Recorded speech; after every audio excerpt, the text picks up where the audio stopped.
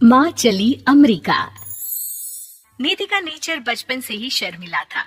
वो ना ज्यादा लोगों से बात करना पसंद करती और ना ही ज्यादा मिलना जुलना।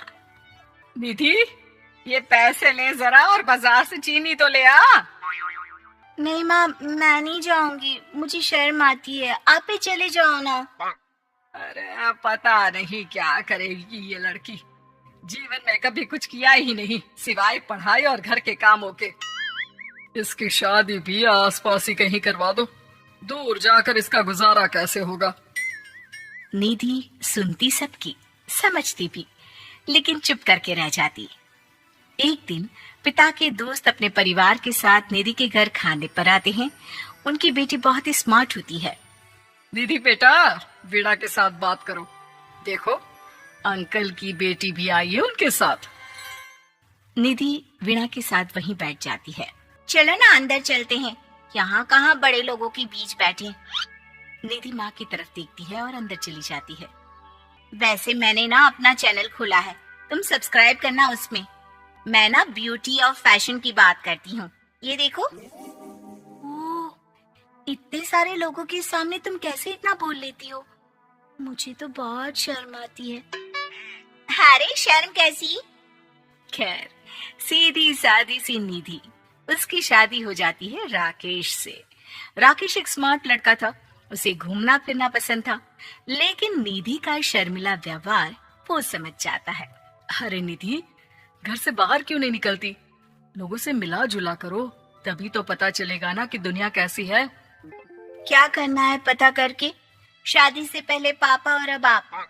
ठीक है ना, मुझे ज्यादा दुनियादारी में नहीं पड़ना। निधि की जिंदगी ठीक ठाक चल रही थी। उसके 2 लड़के होते हैं, दोनों को वो पढ़ाती लिखाती, उनका ख्याल रखती। निधि, 25 साल हो गए शादी को, दोनों बच्चे सेटल हैं। हम लोगों ने शहर में 2 मकान भी ले लिए। दोनों की शादी खुद का पता ही नहीं चला कैसे उड़ गया। हाँ, ये तो है। मैं खुश हूँ, जिम्मेदारियाँ आती रही, मैं निभाती रही, और क्या चाहिए। देखो, मैंने सोचा है कि अब हम लोग अमेरिका जाकर रहेंगे। यहाँ की जिंदगी तो जी ली, वैसे मुझे वहाँ बहुत अच्छी नौकरी मिल रही है। मैं कैसे चलूंगी, मुझे वहाँ का कुछ नहीं पता। अब तो जानते हैं ना कि मैं घर से बाहर ही कम निकलती हूँ। अरे तो क्या हुआ, वहाँ भी घर में ही रहना है ना, मैं हूँ ना, नौकरी करूंगा। निधि मान जाती है और पति के साथ अमेरिका चली जाती है। माँ, तुम्हारी बहू को बच्चा होने वाला है, तो क्या तुम 2 महीने के लिए यहाँ आ सकती हो? मुझे तुम्हारी बहुत जरूरत है, मैं टिकट भेज देता हूँ। हाँ हाँ, ये तो बहुत खुशी की बात है। मेरा भी मन सबसे मिलने का कर रहा था, पर क्या माँ पर? अब मैं आऊंगी कैसे? पापा से बात करती हूँ। देखो माँ, प्लीज बहाना मत बनाना, तुम जानती हो ना इस वक्त में मैं किसी पर भरोसा नहीं कर सकता हूँ। निधि पति को सारी बात बताती है। क्या आप भी चलेंगे? निधि, आने जाने में बड़ा खर्च हो जाएगा, ऊपर से मुझे यहाँ छुट्टी नहीं मिलेगी। बहू पर वक्त ऐसा है कि तुमको तो जाना ही पड़ेगा। मैं अकेले दुकान तक तो नहीं जा पाती, इतनी दूर भारत कैसे जाऊंगी, मुझसे नहीं होगा। लेकिन सबके कहने पर निधि को जाना ही पड़ता है।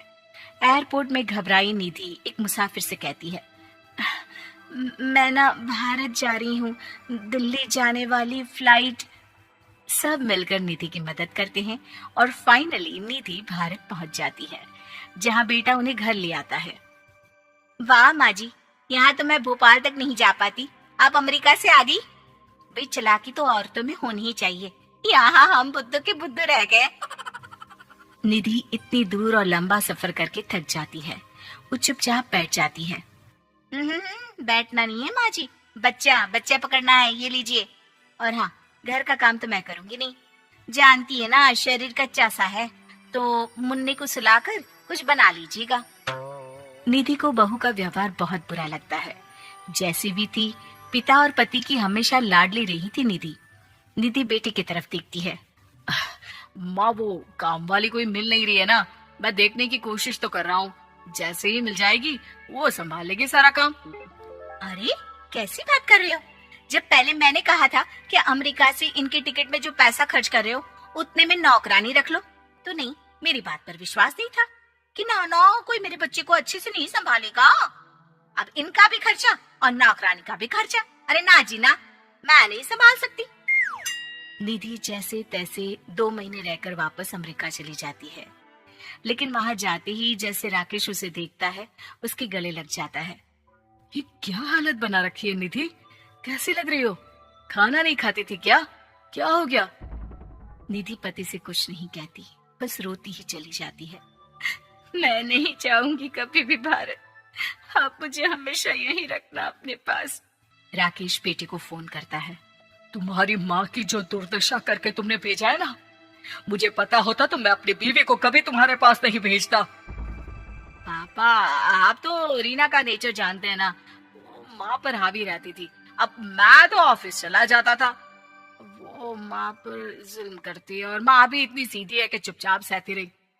मुझे माफ कर दीजिए पिताजी। खैर, राकेश कहता भी क्या, प्यार दुलार के साथ अपनी निधि को संभालने में लग जाता है। लेकिन कहते ना, वक्त हमेशा एक सा नहीं रहता। अमेरिका में ही राकेश की मृत्यु हो जाती है और निधि अकेली रह जाती है। बड़ा बेटा कहता है, माँ भारत चलो ना, हम लोग साथ रहेंगे। निधि को जैसे ही वो सब सीन्स याद आते हैं, वो परेशान हो जाती है। समझ में नहीं आता कि पति के बिना अब जीवन कैसे चलाएगी। मैंने सारा जीवन घर का काम किया, घर देखा और जिंदगी चलाई, लेकिन जिस घर में रही सबने प्यार दिया, मैं वहां नहीं जाना चाहती। तभी राकेश जिस कंपनी में काम करता था, उसका मालिक निधि के घर आता है। वो भी भारतीय ही होता है। दीदी, राकेश ने आपके बारे में बताया था। जब से आप भारत से लौटी थी, उसे आपकी बहुत चिंता रहती थी, इसलिए उसने मुझसे कहा था कि कभी अगर वो ना रहे तो मैं आपको ये पैसे दे दूं। और हाँ, हम लोगों की कंपनी में आपके लिए नौकरी भी है। निधि पति के पैसे देखकर मन में तसल्ली करती है और नौकरी के लिए हाँ कर देती है। अरे पागल है क्या माँ? कैसे नौकरी करोगी? ये अमेरिका है, दिल्ली नहीं। वहां तो तुम घर से निकल भी नहीं पाती थी, यहाँ कैसे? मेरे पति, मेरे पिता मुझे खुश देखना चाहते थे। वो लोग जब तक थे, मुझे किसी चीज के लिए ना फोर्स किया, ना कभी कमी होने दी। पर अब मुझे जीवन जीने के लिए घर से निकलना ही होगा। बेटा, तुम तो अगली फ्लाइट से भारत लौट जाओ, मैं यहीं खुश हूँ।